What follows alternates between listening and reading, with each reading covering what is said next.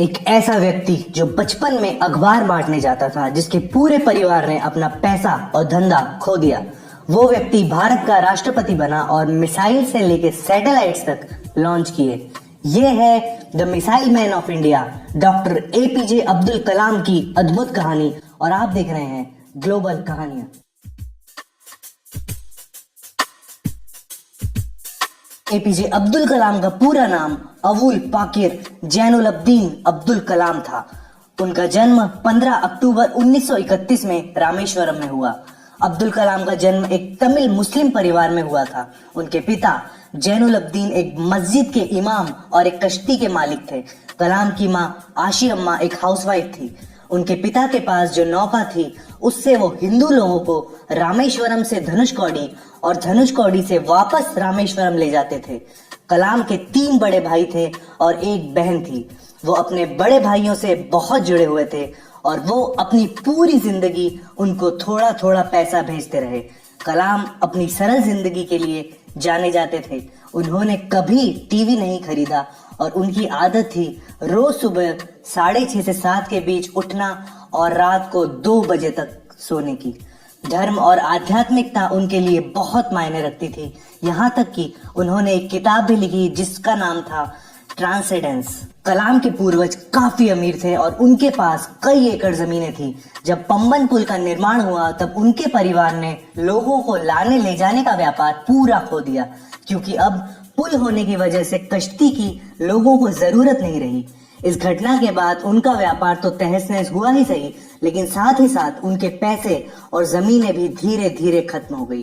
कलाम के जन्म होने तक उनका परिवार पूरा गरीब हो चुका था और कलाम को छोटी उम्र में ही अखबार बांटने जाना पड़ा। जब वो स्कूल गए, तब उनके अंक काफी साधारण आते थे, लेकिन शिक्षकों के द्वारा उनको हमेशा एक गजब और मेहनती छात्र बोला गया और उनमें हमेशा एक चाहत थी पढ़ने की। वो हमेशा गणित पर घंटों तक काम करते थे। श्वार्ट्ज हायर सेकेंडरी स्कूल में उनकी पढ़ाई होने के बाद वो तिरुचिरापल्ली चले गए, जहां पर उन्होंने सेंट जोसेफ्स कॉलेज में दाखिला लिया और वो 1954 में फिजिक्स के ग्रेजुएट बने। 1955 में मद्रास चले गए और aerospace engineering Madras institute of technology से उन्होंने की। जब वो प्रोजेक्ट पर काम कर रहे थे, तब उनके कॉलेज के एक अध्यक्ष ने उनकी प्रगति देखी और वो उससे बिल्कुल प्रभावित नहीं हुए और उन्होंने कलाम को बुलाया और बोला, अगर तुमने 3 दिन के अंदर अपना प्रोजेक्ट पूरा नहीं करा तो तुम्हारी स्कॉलरशिप वापस ले ली जाएगी। कलाम को इंडियन एयरफोर्स ज्वाइन करने की बहुत इच्छा थी, लेकिन वो सिर्फ एक पोजीशन से रह गए। वो 9वें स्थान पर थे और सिर्फ 8 पोजीशंस खाली थी। मद्रास इंस्टीट्यूट ऑफ टेक्नोलॉजी से 1960 में पढ़ाई खत्म करने के बाद कलाम एरोनॉटिकल डेवलपमेंट एस्टेब्लिशमेंट के साथ जुड़ गए। वहां पर वो एक साइंटिस्ट की तरह जुड़े। उन्होंने अपना करियर एक छोटे होवरक्राफ्ट के डिजाइन से चालू किया। कलाम इनकोस्पार कमेटी में भी शामिल थे, जहां उन्होंने विक्रम साराभाई के अधीन काम किया। विक्रम साराभाई एक बहुत ही जाने माने स्पेस साइंटिस्ट थे। फिर 1969 में कलाम को इसरो यानी इंडियन स्पेस रिसर्च ऑर्गेनाइजेशन में तबादला हो गया। इसरो में वो इंडिया के पहले सैटेलाइट लॉन्च व्हीकल, जो कि SLV-3 में प्रोजेक्ट डायरेक्टर थे। इस व्हीकल ने रोहिणी सैटेलाइट को धरती के ऑर्बिट में रखा।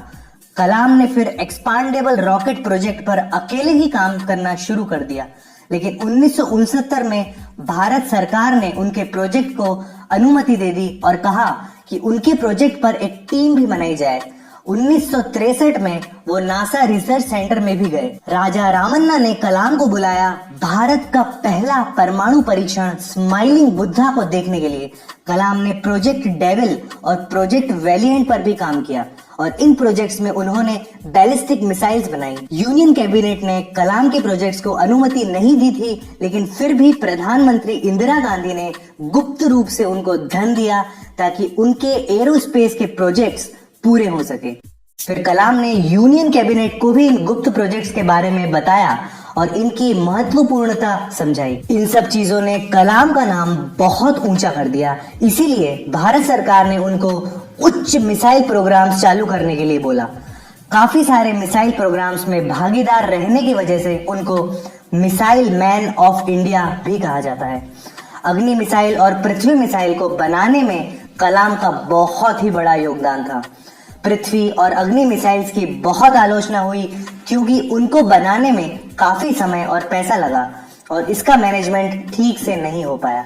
1992 से लेकर 1999 तक वो चीफ साइंटिफिक एडवाइजर रहे और इस दौरान पोखरण 2 न्यूक्लियर परीक्षण भी किया। इस न्यूक्लियर परीक्षण ने मीडिया में कलाम का नाम काफी ऊंचा कर दिया था, लेकिन साइट के डायरेक्टर के संथनम ने कहा कि थर्मो न्यूक्लियर बॉम्ब का परीक्षण अपेक्षित परिणाम नहीं दे पाया और ये एक असफल घटना थी और उन्होंने कलाम की आलोचना की और कहा कि जो उन्होंने रिपोर्ट दी है वो गलत है। लेकिन फिर चिदम्बरम और कलाम दोनों ने इस बात को खारिज कर दिया। फिर कलाम की जिंदगी में एक बहुत ही बड़ा मोड़ आया। 10 जून 2002 को एनडीए यानी नेशनल डेमोक्रेटिक अलायंस ने कलाम को राष्ट्रपति के लिए नॉमिनेट किया। समाजवादी पार्टी और नेशनलिस्ट कांग्रेस पार्टी दोनों ने इस बात का समर्थन किया और फिर वो भारत के 11वें राष्ट्रपति बने। 2002 में चुनाव हुआ और कलाम ने विशाल जीत हासिल की। उनको 9 लाख से भी ज्यादा वोट्स मिले और उनके प्रतिद्वंदी लक्ष्मी सहगल को करीबन 1 लाख वोट ही मिल पाए। ये जीत बहुत ही बड़ी जीत थी। कलाम को भारत का सबसे बड़ा सिविलियन सम्मान भी दिया गया, भारत रत्न। भारत रत्न के साथ साथ उनको पद्म विभूषण और पद्म भूषण से भी सम्मानित किया गया।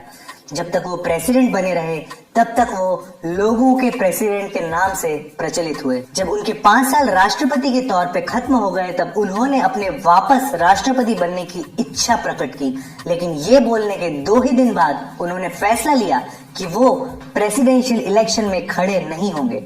इसके बाद वो शिलोंग, इंदौर और अहमदाबाद के IIM के विजिटर प्रोफेसर बन गए।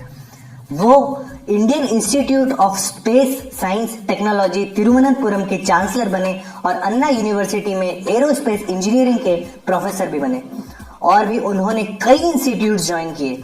2012 में भारत के जवान लोगों के लिए उन्होंने एक प्रोग्राम बनाया, what can I give movement. ये प्रोग्राम भ्रष्टाचार को खत्म करने के लिए था। कलाम ने काफी सारी बुक्स भी लिखी जैसे India 2020, wings of fire, ignited minds और ये सारी बुक्स काफी पॉपुलर हुई। 27 जुलाई 2015 में कलाम शिलोंग चले गए जहां पर उनको creating a liveable planet earth पर लेक्चर देना था। ये लेक्चर उनको IIM शिलोंग में देना था। जब वो सीढ़ी चढ़ रहे थे तब उनको कुछ बेचैनी सी हुई और ऑडिटोरियम में जाने के बाद उन्होंने थोड़ा आराम किया। 6:35 पर लेक्चर शुरू होने के सिर्फ 5 मिनट ही हुए थे और वो गिर गए। उनको फिर बेथनी हॉस्पिटल में भर्ती कराया और वो 7:45 पर दुनिया छोड़कर चले गए। उन्होंने अपने आखिरी शब्द श्रीजन पाल सिंह से बोले।